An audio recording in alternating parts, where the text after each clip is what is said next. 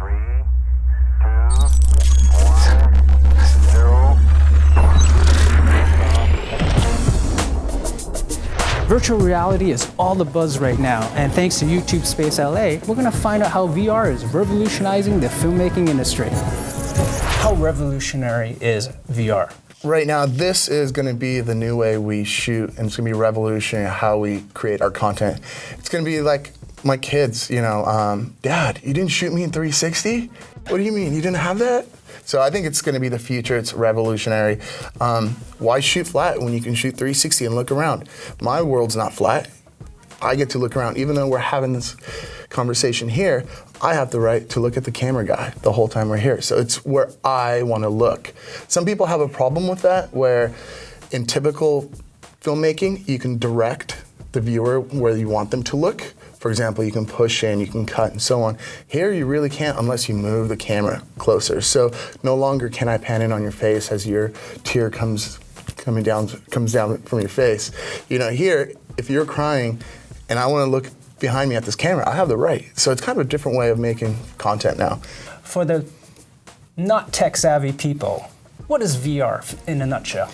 Well, you have virtual reality and then you have 360. So we'll start with mono 360. That's a two-dimensional 360 where we can take a simple camera system, for example, 2 GoPros, take out the original lenses, put wide-angle lenses. So now it shoots 180 on one side, 180 on the side. Then we use software to stitch that together.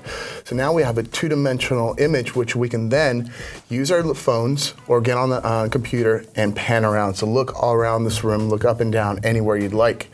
Then you get into virtual reality, which has a 3D aspect to it, where you can actually see depth. We can capture 3D with high-end cameras. For example, the GoPro Odyssey has 16 GoPros, shoots 3D stereoscopic. Then you feed that content to the cloud. It's not a piece for the car. The Jump Manager, which is a Google product, stitches it for you, then sends you down a file, which you can then edit just like a normal video. And once you put the goggles on, you're in immersive content. So it looks like you're actually there. Like, I can physically reach out and touch that object, whatever is out there. With some new technologies that companies are working on, we're hoping in 2017, maybe 2018, you'll actually be able to take a couple steps forward, back, and actually move with inside this 360 environment. Currently, you're only positioned where the camera is, unless we move the camera. So I could be on stage with Bruce Springsteen? Yes, and walk 3 feet forward, backwards, to left and right, with the new cameras that are coming out in the near future. So it's going to be a whole nother... I don't think Madonna will allow me on stage with her.